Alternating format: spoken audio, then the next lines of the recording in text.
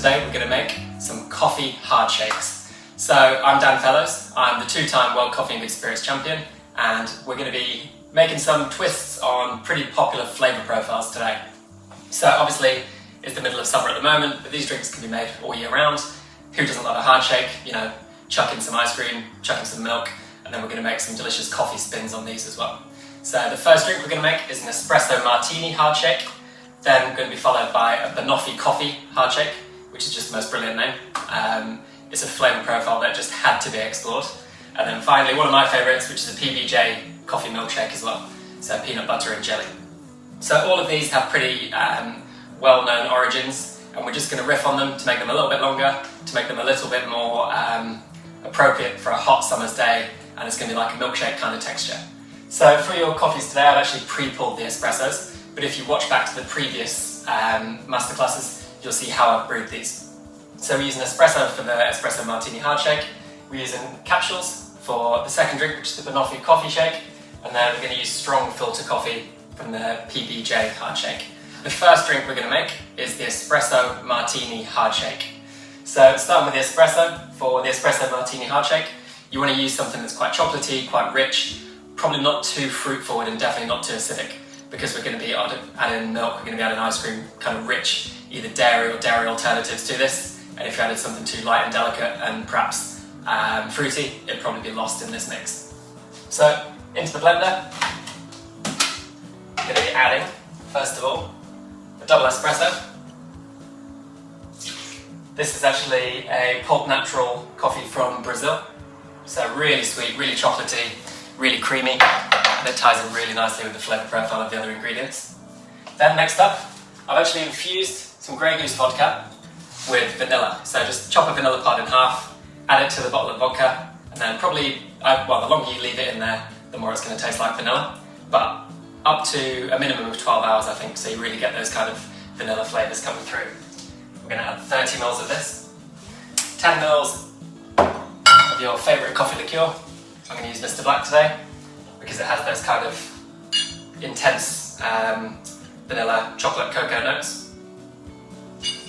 Pop this in. The star of the show, bringing a bit of complexity and a little bit of a different flavour profile, is the MONIN White Chocolate syrup. So this is one of my favourite syrups that MONIN do. It's not overly sweet and synthetic, it's a really natural white chocolate flavour. And actually you don't necessarily taste white chocolate in the drinks, it just adds a really nice kind of vanilla creaminess, which I'm going to pop in there now.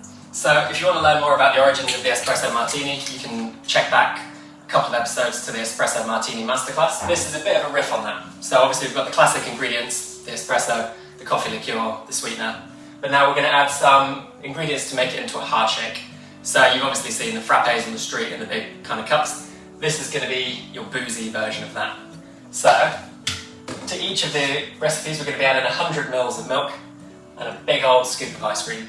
But you can either use dairy, you can use non-dairy such as oat or pea milk or almond milk, whatever you think might work well. So I'm going to pop this in now. So 100 ml, and then a big old scoop of ice cream, but again, this can be some kind of vegan alternative if you would prefer. There's no real elegant way to put ice cream in a blender. So I'm just going to whack it in there. So for each of these recipes, you can make a decision. If you want it to be quite loose and kind of milk forward, you can just blend it as it is. If not, you can always add a little bit of ice if you would prefer. I'm going to add probably 2 ice cubes to this one, just to give it a little bit more body. But what we don't want to do is make, you know, a slushy, try to make a milkshake here. You really want to give it a really good blend. So if you think of the Espresso Martini, the texture should be almost like a cappuccino. So it should have that kind of foamy layer on top. It should be really rich and luxurious. So I'm going to give it a really, really good blend. And this may be noisy, so I do apologise.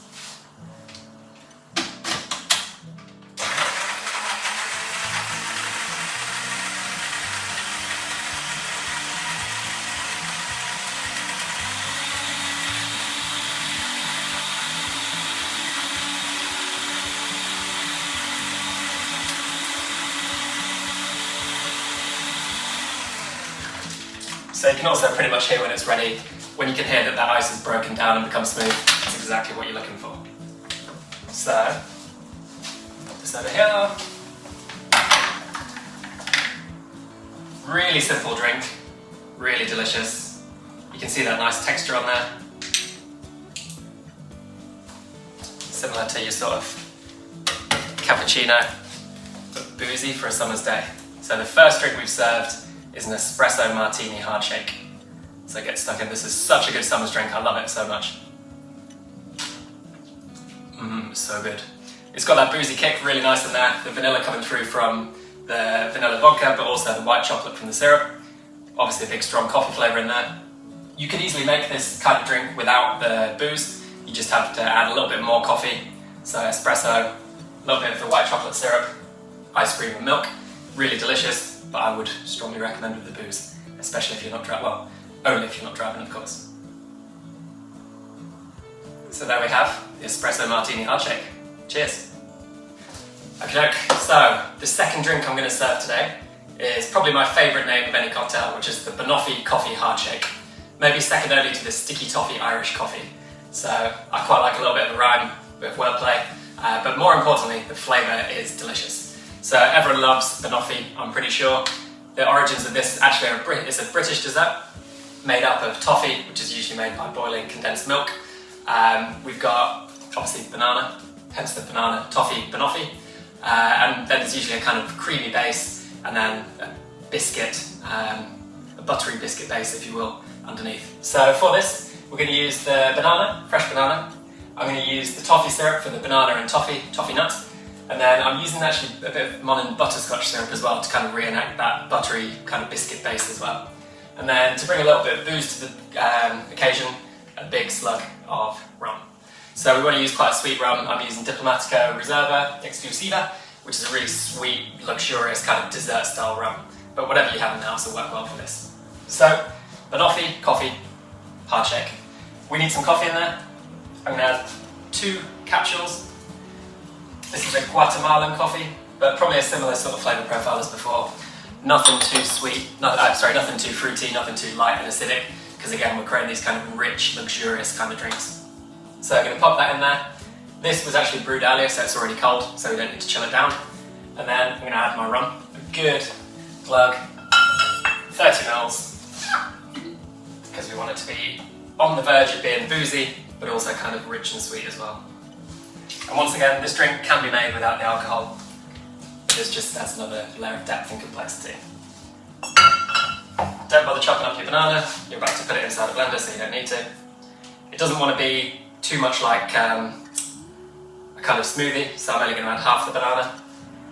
And then what we can do later is reserve a little bit for the garnish as well. So this is going to get blended up. I'm going to add 5 mils of the butterscotch syrup to kind of reenact that buttery biscuit base. Another one of my favourite things to say. And also 5 mil of the toffee for that Banoffee flavour. So you could also use a banana syrup for this if you prefer. In this case I quite like the fresh banana because it also adds the texture. It gives it almost a creaminess in itself. But it's completely up to you.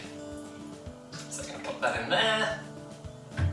Then our usual 100 mils of milk and then a big old scoop of ice cream. So we can pop in our milk and then a scoop of ice cream. And then this time, because we've got the banana in there, I'm not going to bother with the ice. It'll have enough texture as it is.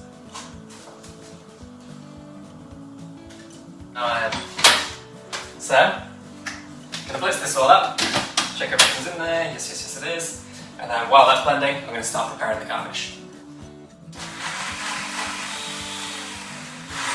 So we don't want to waste any of this banana, so I'm just going to use a small slice of this for the garnish. So Banoffee and coffee, really nice flavour pairings. They work really nicely together.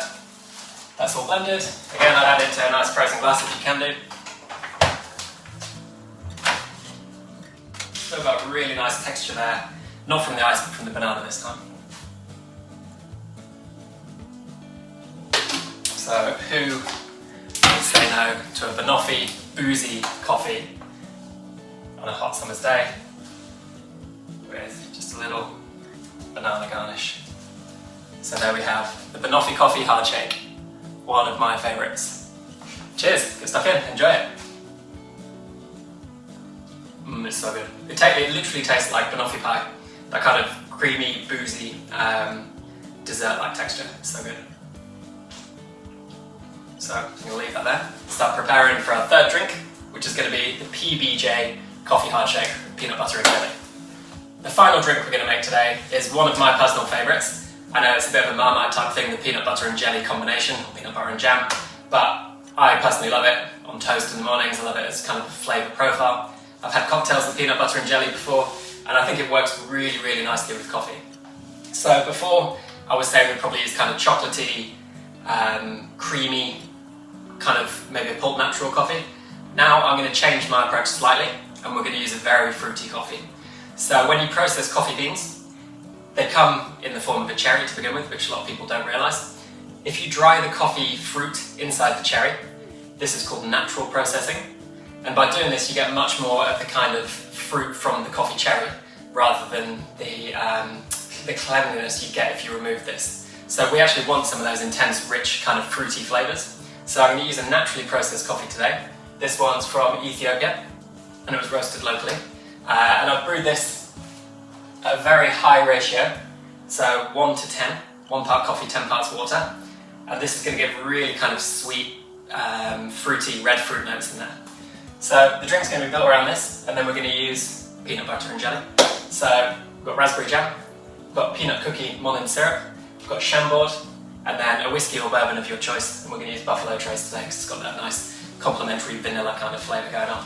And another thing as well, with so many cancellations of things like Wimbledon this year, we should really be eating as many local berries as we can do. So if you can eat local berries, great. If you can't eat quite so many, maybe try making your own jam. It's very easy to do. A lot of my family make their own jams, and we've got a little bit of raspberry jam going in here today. But strawberry would work, any kind of red fruit would work really nicely in this. So first of all, I'm going to add the coffee. We're going to add a little bit more this time because it's a slightly less intense ratio than espresso. So I'm going to add 60 ml. Just going to pour this straight in. And again, this was brewed earlier, chilled down. So there's 60. I'm going to pop in a teaspoon, a generous teaspoon of jam. This is raspberry, but like I say, strawberry would work really nicely. 30 ml of Buffalo Trace to again give that nice boozy level without being overly boozy. And I think in the context of this drink, almost all whiskies would work, apart from anything too peaty or too smoky. I think you want something probably more vanilla forward for this. Then we're going to add 10 ml of Chambord, which is a black raspberry liqueur, which I guess is a blackberry.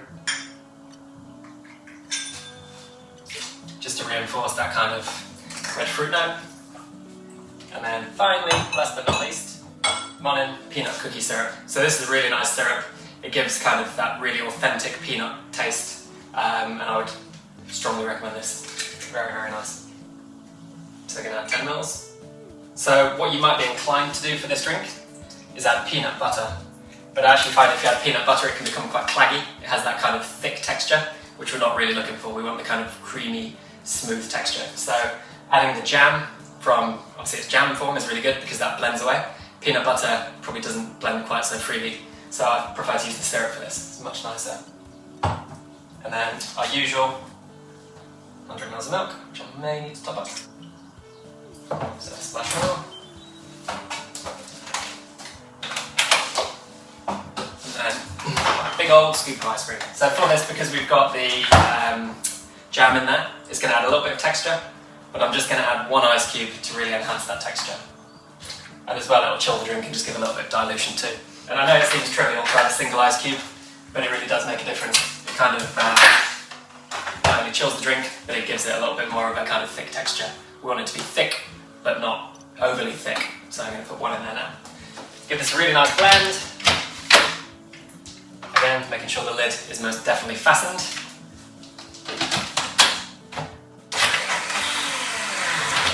That's nice and smooth. Now you can see the bits of jam have really broken down. Got really nice texture, thick but not overly thick. It smells so good. Just literally smells like peanut butter and jam on toast, which is a go-to for a lot of people. And even if you don't like PBJ, I would recommend you try this because it's a really nice way to introduce that flavour profile to people. The coffee, in this instance, with all those natural fruit notes, but also the slight nuttiness, acts as the perfect bridge between the two. So here we have the peanut butter jelly, PBJ if you like, coffee hardshake, and I'm going to have a little bit now. So cheers, enjoy. This one's definitely my favourite. Really authentic peanut taste, really nice kind of preserved raspberry, a little bit of strawberry flavour in there as well. The whiskey or the bourbon does come through slightly, but it's not dominant, it's just a complementary flavour in there. So I think I'm going to take this, I'm going to sit outside in the garden and then enjoy what is looking like the hottest day of the year. So stay tuned and thank you very much. Enjoy the sunshine. See you guys. Bye bye.